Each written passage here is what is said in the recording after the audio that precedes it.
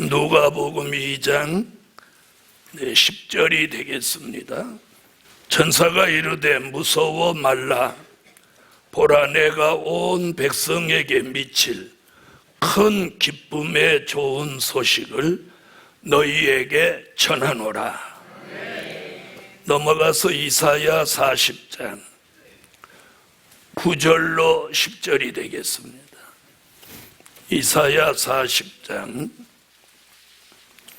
9절로 10절. 아름다운 소식을 시온에 전하는 자여, 너는 높은 산에 오르라. 아름다운 소식을 예루살렘에 전하는 자여, 너는 힘써 소리를 높이라. 두려워 말고 소리를 높여 유다의 성읍들에 이르기를 너희 하나님을 보라 하라. 보라, 주 여호와께서 장차 강한 자로 임하실 것이요 친히 급팔로 다스리실 것이라. 보라, 상급이 그에게 있고 보응이 그 앞에 있으며. 찬양대 찬양이 있겠습니다.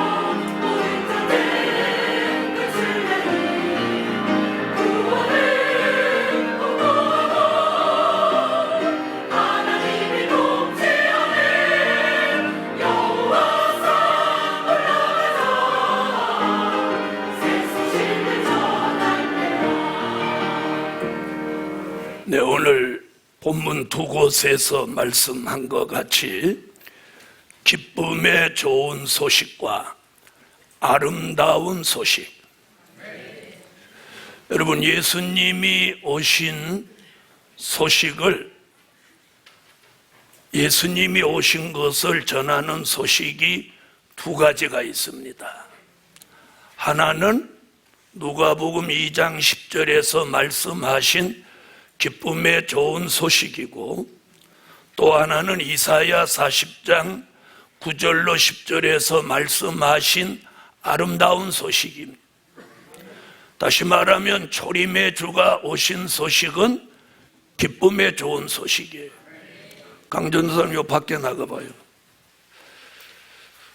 초림의 주가 오신 소식은 기쁨의 좋은 소식이고, 재림의 주가 오실 소식은 아름다운 소식입니다. 아멘. 그래서 기쁨의 소식, 기쁨의 좋은 소식과 아름다운 소식.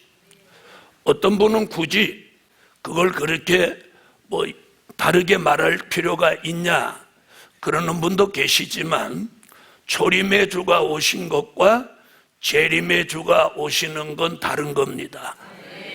오시는 분 예수는 같은 분이지만 오시는 역사가 다르고 오셔서 하시는 일이 다르다는 거죠. 그래서 첫째, 기쁨의 좋은 소식. 누가복음 2장 10절에 보면 예수님이 베들레헴에 나셨는데 그 지경의 목자들에게 천사가 나타나서 너희 동네에, 다윗의 동네에 하나님의 아들 예수가 나셨다. 그 소식이 기쁨의 좋은 소식을 너희에게 전하노라. 다시 말하면 예수 그리스도가 나신 걸 천사가 와서 직접 알려주는 거예요. 아멘.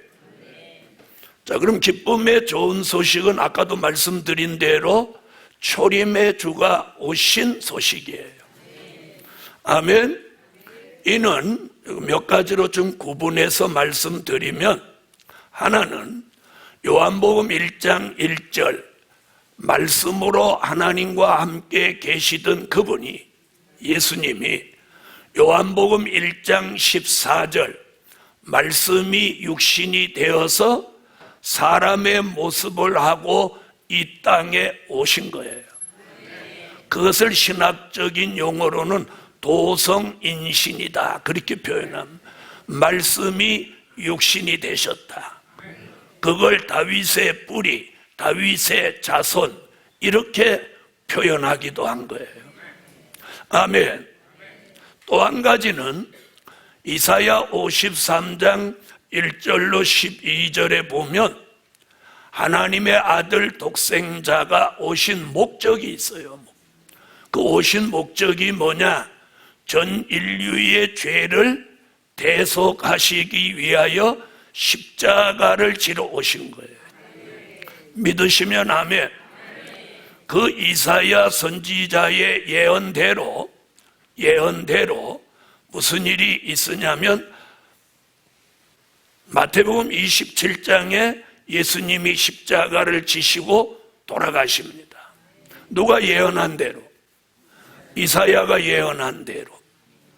자, 처녀가 잉태하여 아들 낳는다 말씀이 육신이 돼서 오셨고, 또 십자가 지시고 우리의 죄를 대속하신다 마태복음 27장에 그대로 이루셨어요. 아멘.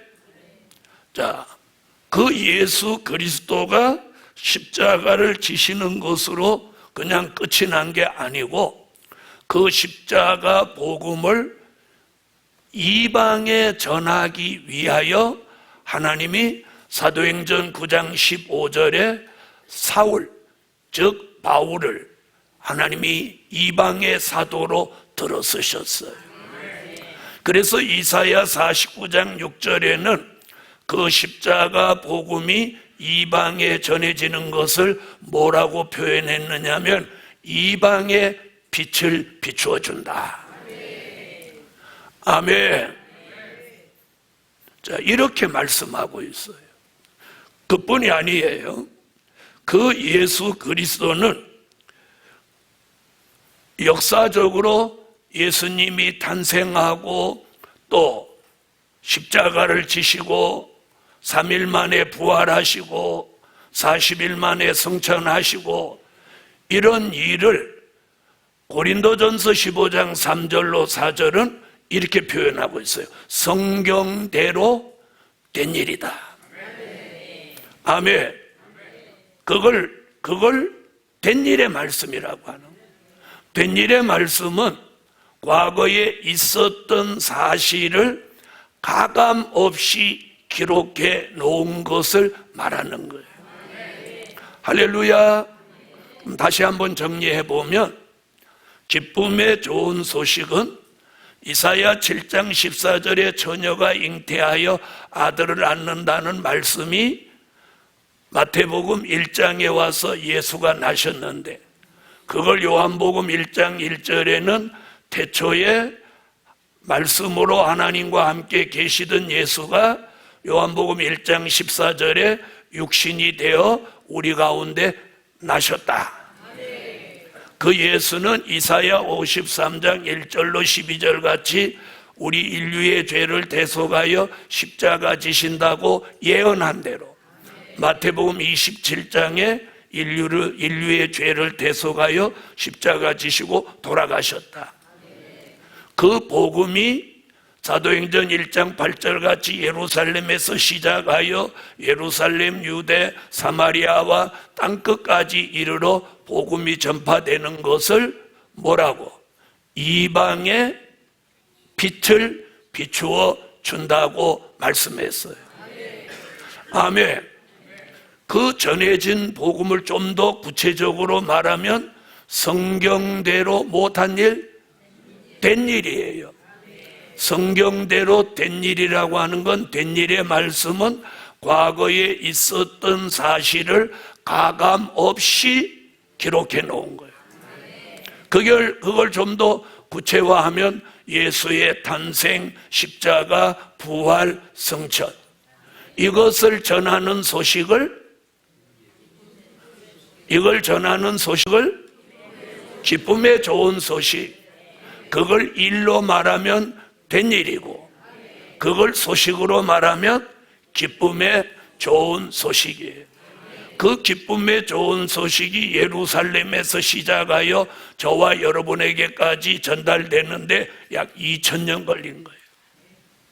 아멘. 전 세계 어디 가도 이제 예수 모르는 사람이 없어요. 예수를 안 믿을 뿐이지. 아멘. 자, 그럼 우리가 사는 이 시점에서는 그러면 어떤 소식이 필요하냐? 어떤 소식이? 그냥 이대로 계속 다 예수 기쁨의 좋은 소식 다 아는데 다 아는 소식을 계속 또 전할 거냐? 그거 아니에요. 이제는 새로운 소식을 전해야 해요. 그게 뭐예요? 그게 두 번째, 아름다운 소식입니다. 아멘. 자, 오늘 본문 이사야 40장 9절로 10절에 아름다운 소식이라고 하는 거예요. 할렐루야. 자, 아름다운 소식이라는 말은 사복음서에도 없고 바울 서신에도 없고 심지어 요한계시록에도 없어요. 그럼 어디에 있냐? 선지서에만 있는 말씀이에요. 그러니까 아름다운 소식은 선지서를 모르면 알 수가 없는 거예요.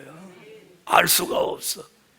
자, 그래서 아름다운 소식에 대한 예언은 선지서에 꼭 4곳에 나오는데 이사야라는 선지자가 3곳에 예언했고 나훔이라는 선지자가 1곳에 예언했습니다. 그래서 선지서에 아름다운 소식이라는 기록이 꼭 4번 나옵니다. 이사야가 몇 번? 이사야가 3번. 자, 그럼 오늘 이사야 40장 9절로 10절을 한번 다 같이 읽어주세요. 아까 찾아놓으셨죠? 자, 다 같이 읽습니다. 시작.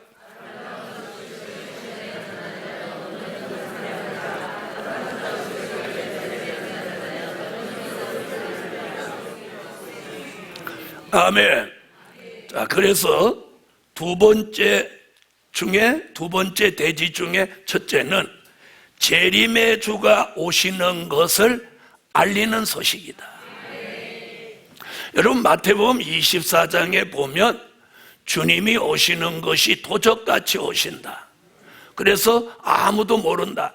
하늘에 계신 아버지만 알고 천사들도 모르고 아무도 모른다. 요 성경만 보면 주님이 오시는 걸 정말 모르게 도적같이 오시는가? 이렇게 생각이 들지만 데살로니가 전서 5장 1절로 6절에 보면 때와 시기에 관하여는 너희에게 쓸 필요가 없나니 빛의 아들에게는 그날이 도적같이 이르지 못하느니라. 자, 그렇다면 마태복음에 있는 말씀이 틀리고 데살로니가에 있는 말씀이 맞고 아니에요. 두 개 다 맞는 말씀이에요. 성경은 틀리게 말할 수가 없는 거예요. 이 얘기는 무슨 얘기냐? 한쪽에서는 도적같이 온다, 한쪽에서는 도적같이 오시지 않는다. 이 말이 무슨 얘기냐? 잘 들어봐요. 자, 어떤 사람은 도적같이 오시기도 하고, 무슨 말인지 아세요? 준비도 안 하고 계획도 없고 기다리지도 않는 사람한테는 도적같이 오시고, 준비해놓고 기다리는 사람에게는 도적같이 안 오신다, 이런 얘기예요. 그러니까 두 얘기가 다 맞는 얘기라는 거죠. 이해하셨으면 아멘. 자, 재림의 주가 오시는 소식을 알리는 게 무슨 소식이야? 아름다운 소식이야. 그럼 알린다는 거예요? 안 알린다는 거예요? 알린다는 거예요. 여러분, 창세기로부터 요한계시록까지 지나간 역사나 미래의 역사를 가만히 들여다보면 하나님이 하시는 일은 그냥 가만히 숨기고 도적같이 하시지를 않아요. 우주의 창조주, 그분이 주인이신데 그분이 하시는 일을 가만히 할 이유가 없는 거예요. 표현을 그렇게 한 것뿐이지. 무슨 말인지 아시죠? 자, 그럼 보세요. 노아 홍수 때 알리셨어요? 안 알리셨어요? 알리셨죠? 알리셨죠? 소돔과 고모라 성 멸망시킬 때 알리셨죠? 출애굽 역사 알리셨죠? 니누의 성 회개 알리셨죠? 어느 거 하나도 알리시지 않은 게 없어요. 그래서 아모스 3장 7절에 보면은 주 여호와께서는 자기의 비밀을 그 종 선지자들에게 보이지 아니하시고는 결코 행하심이 없으시리라. 어느 거 하나도 숨기지 않으셨어요. 아멘. 그래서 그 종 선지자들에게 보이지 아니하시고는 결코 행하심이 없다. 할렐루야. 자, 재림의 주님이 오시는 것도 지금 오늘 여기 뭐라고 본문에 아름다운 소식을 시온에 전하는 자여 너는 높은 산에 오르라. 아름다운 소식을 예루살렘에 전하는 자여 너는 힘써 소리를 높이라. 두려워 말고 소리를 높여 유다의 성읍들에 이르기를 너희 하나님을 보라 하라. 주님 오신다고 소리 높여 두려움 없이 외치라는 거예요. 할렐루야. 자, 그런데 잘 들어보세요. 기쁨의 좋은 소식은 아까 어디에 전하는 소식이라고? 10명도 안 되게 대답하네. 이방에 전하는 소식이라고 그랬죠. 그런데 오늘 아름다운 소식은 이방 얘기가 나오나요, 안 나오나요? 시온, 예루살렘이라는 거예요. 그럼 여기서 말하는 시온과 예루살렘은 뭐냐? 주의 재림을 영접할 사람들, 주의 재림을 영접할 사람들. 아멘. 더 정확하게 말하면 이미 물과 성령, 예수 믿고 물과 성령으로 거듭난 사람들 중에서 주의 재림을 영접할 사람을 선지자는 시온이다, 예루살렘이다 이렇게 표현했어요. 아멘. 그러면서 10절에 뭐라고 하느냐면 보라, 주 여호와께서 장차 강한 자로 임하실 것이요. 이게 뭐예요? 주의 재림을 얘기하는 거죠. 여러분, 예수님은 사도행전 1장 8절 가심을 11절 1장 11절 가심을 본 그대로 다시 온다고. 그분이 약속하시고 가신 지가 2000하고도 18년이에요. 이제 주님이 오실 때가 됐다는 거예요. 주님이 오실 때가 되니까 별의별 일이 다 생겨요. 주님이 오실 때가 되니까 정은이도 달라지는 것 같아요. 여러분, 달라진다고 생각하면 큰 오산이에요. 여러분, 종전이라는 말을 썼다고 전쟁 안 한다는 얘기로 받아들이면 큰일 나는 거예요.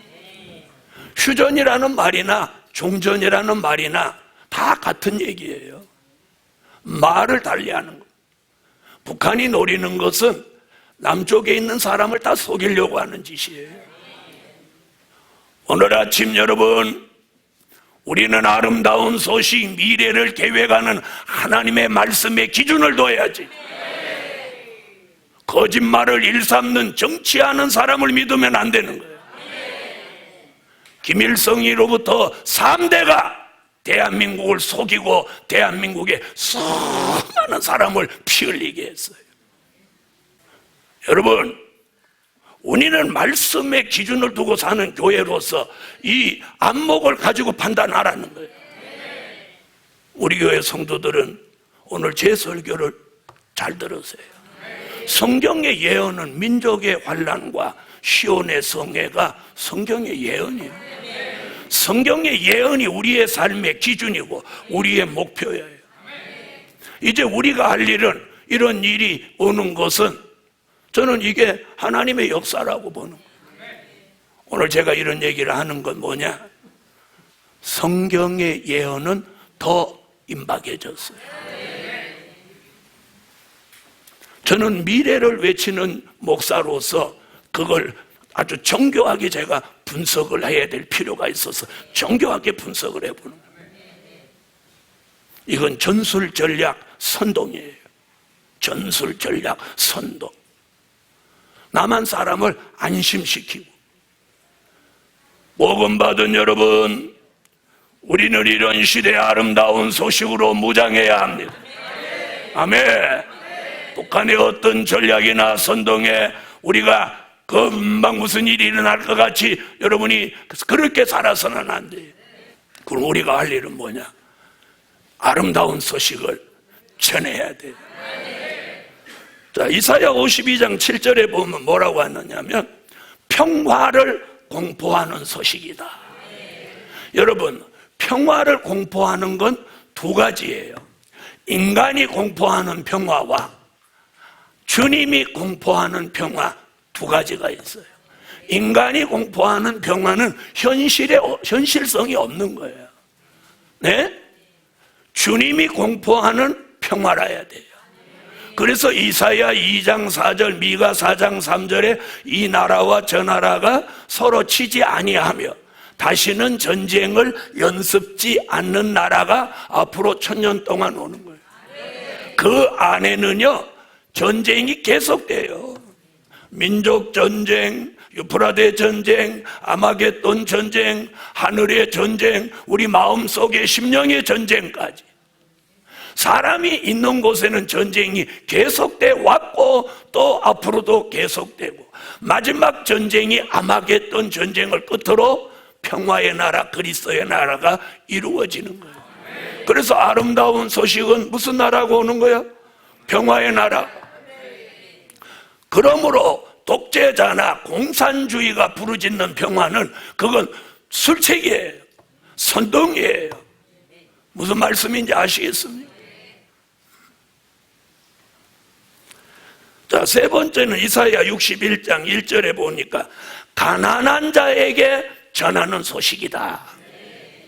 어떤 자에게? 이랬더니 아유, 내가 가난하니까 이 소식은 내 거구나. 여기서 말하는 가난함은 그 말이 아니고 마태복음 5장 3절 이하에 보면 심령이 가난한 자를 말하는 거예요. 아멘. 예수를 나의 구주로 믿고 마음속에 욕심들을 다 내려놓은 사람, 이 사람이 심령이 가난한 사람이에요. 아멘. 돈이 없는 사람이 아니라 이 심령에서 어떤 사리사욕이나 욕심, 악한 거 이런 걸 다 몰아내고 비운 사람, 이 사람을 말하는 거예요. 이런 사람에게 무슨 소식이 전해진다? 이 아름다운 소식이 전해지는 거예요. 할렐루야. 자, 네 번째는 나홈서 1장 15절에 보니까 화평을 전하는 소식이다. 무슨 소식이? 아름다운 소식이 화평을 전하는 소식. 그래서 오늘 이 아름다운 소식이 우리 심령에 들어오면 심령이 화평해져요. 가정이 들어오면 가정이 화평해져요. 교회가 들어오면 교회가 화평해져요. 그러므로 예루살렘 교회여, 오늘 아름다운 소식을 전해야 될 사명이 있는 예루살렘 교회가 먼저 아름다운 소식으로 변화를 받고 시대를 보는 안목을 가지고 주의 재림이 임박함을 깨닫고 우리는 더욱 준비하는 교회가 되어야 합니다. 자, 들어보세요. 자, 마귀는 이 아름다운 소식을 전하는 걸 방해하고 싶겠어요? 도와주고 싶겠어요? 방해하고 싶겠죠. 아멘? 그럼 마귀가 제일 싫어하는 교회가 우리 교회예요. 그리고 우리 교회 성도예요. 그래서 어떤 방법으로든지 교회에 못 나오게 하고, 이런 말씀 못 듣게 하고, 기도 못하게 하고, 집회 못 오게 하고, 은혜 못 받게 하는데 마귀가 목적을 두는 거예요. 그래서 여러분이 믿음이 떨어지면 여러 가지 삶 속에 불안과 공포 이런 게 막 오는 거예요. 은혜를 딱 받고 하나님의 역사 속에 살면 두려울 게 없는 거예요.